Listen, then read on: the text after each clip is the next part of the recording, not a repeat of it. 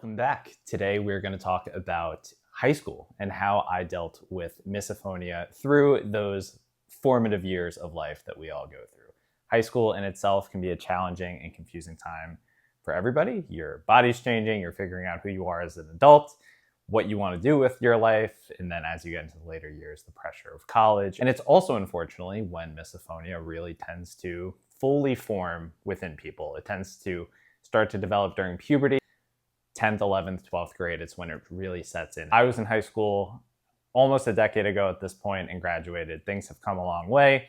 We didn't have the noise canceling headphones that we do today. I was still rocking the wired skull candies, but I'm here with 5 tips that I wish I knew when I was going into high school that would have made both mine and my family's experience a lot easier.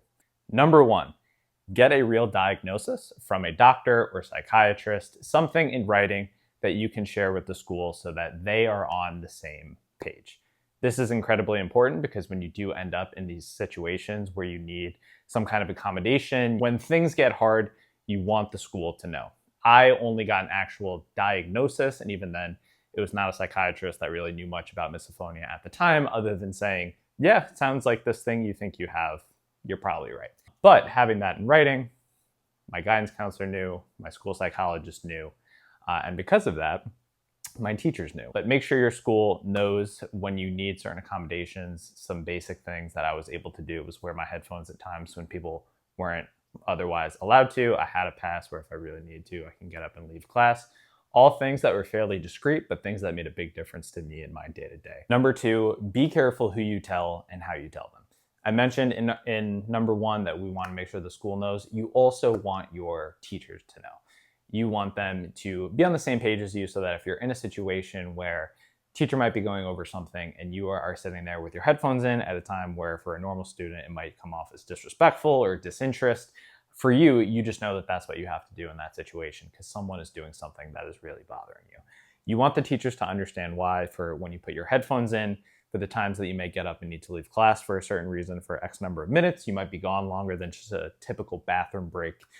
So you want to be on the same page with them. You also want to make sure that when you let them know, that you let them know to not share this with other students. There were 2 instances in high school that I had a conflict with a teacher because of my misophonia. Once the school staff knew, the faculty knew, my teachers knew, and this was towards the latter half of high school. I wish that they had known earlier, and I explained it to them better, but I had 2 instances in high school where I butted heads with a teacher. One of them, a teacher saw my headphones were in at a time where they thought no one was chewing gum or that it was for no reason. So the teacher in front of the whole class, while everyone's sitting there, heads down, I think it was during a test, basically said out loud in front of the whole classroom, "You don't need to have your headphones in. No one's chewing. Nothing's going to bother you." And I remember sitting there and everyone looking at me like, what does that mean? Why did she just say that? And as you'd imagine, that made me incredibly frustrated. I had a confrontation with her after that class ended, and it was a whole big thing. The other instance I had with a teacher where I had a conflict with them, this was a math teacher. I was sitting there doing some classwork, whatever, and I had my headphones in because the girl sitting directly behind me was chewing gum. I was sitting there, put my music in, trying to tone it out, and she was going up and down the rows, whatever, like seeing if people need help. She comes over to me, and this teacher knew about misophonia. This was my senior year of high school. And she looked at me, and I looked back at her with my earbuds in, and I gave her a look of, hey, I have my headphones in right now. Like, I'm good. Leave me alone. Like, if I need help, I'll come up after class. She, I guess, did not fully understand it, so she actually pulled my wired earbud out of my ear. Naturally, that made me incredibly frustrated. We ended up, having an argument. I get up and leave the class. The whole class was looking at me like, what the fuck just happened? They didn't even say a word to each other, and now they're arguing, and he just got up and stormed out. And I actually ended up getting entirely removed from that teacher's class with 3 months left in my senior year of high school. I had to have my entire schedule changed. Make sure your teachers know. Be careful how it is explained to them. I recommend strongly explaining it to them directly. One of my big mistakes was I relied on the student faculty, like my guidance counselor and the school psychologist, to tell the teachers on my behalf, don't do that. Tell them directly at the beginning of the year. Be on the same page. Say, hey, if you ever see me with my headphones in, it seems disrespectful or disinterested, just please know it's because I have to have these in, because otherwise it's going to cause an immense amount of distress. Same thing applies with telling students. In high school, you want to be careful who you tell and how you tell them. When you tell someone that you have misophonia, you tell them directly in a way that conveys it. For you, that's actually an entire video I plan on making, is how to explain misophonia to people. But you telling your friend directly, hey, I have a panic disorder where wires in my brain are crossed, where certain things that most people don't notice give me an immense fight or flight reaction as if I'm in danger.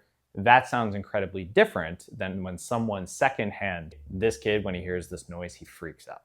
High schoolers are dicks. They may want to fuck with you. Never forget, I was sitting in class once and a friend of a friend found out about it. Kid was kind of a dick, and he wanted to see if it was true, if I would really have that strong of a reaction. And I remember sitting in class, this person got right up behind me and started smacking their lips in my ear, and I almost got into a physical fight with this person. Those are the situations you want to avoid. And again, this is why your school needs to know, because God forbid, in my shoes, if I did get into a physical fight with that kid, I would want my school to know exactly what happened from my perspective, being on the page of, hey, I have this panic disorder and this person intentionally triggered that sense of panic, and that's what caused this altercation. But this video has helped to design your high school experience in a way that you will never end up in these situations. Tip number 3, strategic positioning within the classroom.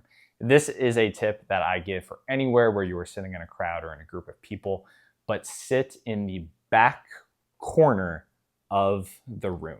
This is part of talking to your teachers at the very beginning, making sure that you're on the same page as them. When you sit in the back corner of the room, it minimizes the angles from which you could be getting certain triggers from. If you sit in the middle of the class or the front of the class, not only are you potentially surrounded by other people that could be chewing gum or triggering you, you are often going to hear them and have to look back over your shoulder, which is a very noticeable thing to do in the middle of class when everyone's facing forward, when someone is constantly in front of you, turning around and looking back over your shoulder to find that threat where it's coming from. And so for that reason, back corner of the classroom, if the teacher has assigned seats, this is perfect if you can explain it to them at the beginning of the year. Closer to the door as well, so that when you do have those instances of like, holy shit, I need a minute to step out of the room, I need a moment to collect my thoughts, I need to go to the bathroom, take a lap. You want it to be as discreet as possible. You don't want to have to walk up through a row, past in front of the classroom, the board, whatever, and then out the room. You want to have very close access to the door, so back corner of the room, closest to the door. In a perfect world, I had a couple teachers that actually said, and they were absolute real ones for this, they said no gum in their classroom, and they actually said that it bothered them. Those teachers, I will never forget them for doing that.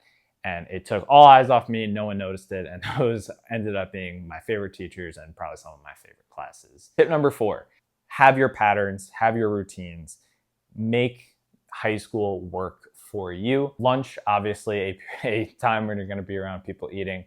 I had a pretty locked in routine my last few years of high school, where I would get lunch, I'd go to the library, put my headphones in, chill on my own, eat. My high school periods were about 40-ish minutes long. People are not gonna be eating for 40 whole minutes. I would always, and my friends knew my schedule, I would go to the library, I would eat, go meet up with them the second half of that period. Do it in a way that makes it work for you. Tip number 5, do not let misophonia ruin your high school experience. There are going to be times where there are things that you may want to partake in that your misophonia makes it incredibly difficult and you end up missing out. For me, I played baseball growing up. As my misophonia developed, it just did not make sense for me to continue playing a sport literally synonymous with people chewing gum and chewing on sunflower seeds. So I never played baseball past 9th grade. But what I did do, I hung out with friends, often people who I was close with. We got very into riding BMX bikes and we gamed together.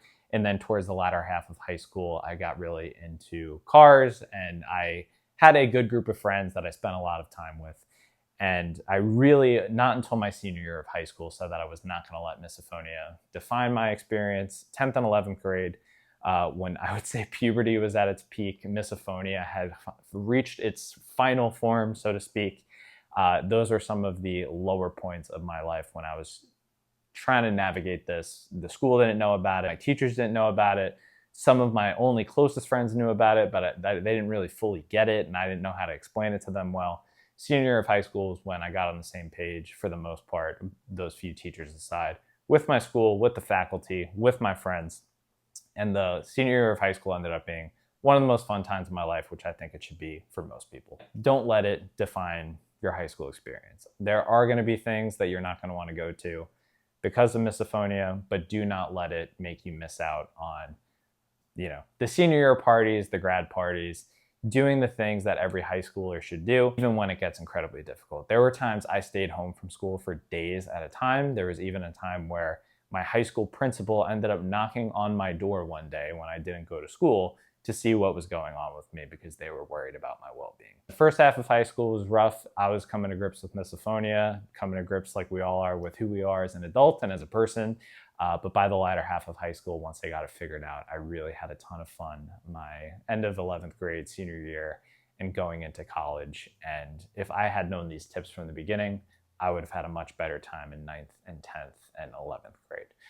So yeah, thank you for tuning in. Another video of mine in the future will be how I approached misophonia in college. When you're off on your own for the first time, potentially living in a dorm, it gets very different. So stay tuned. That video will be up in the not too distant future. Thank you for tuning in. If you have any questions, feel free to comment. If your kid is in high school or going into high school and you want to just hear my experience or any questions, do not hesitate to reach out in the comments below. Many more videos to come for all these different situations that we encounter in life.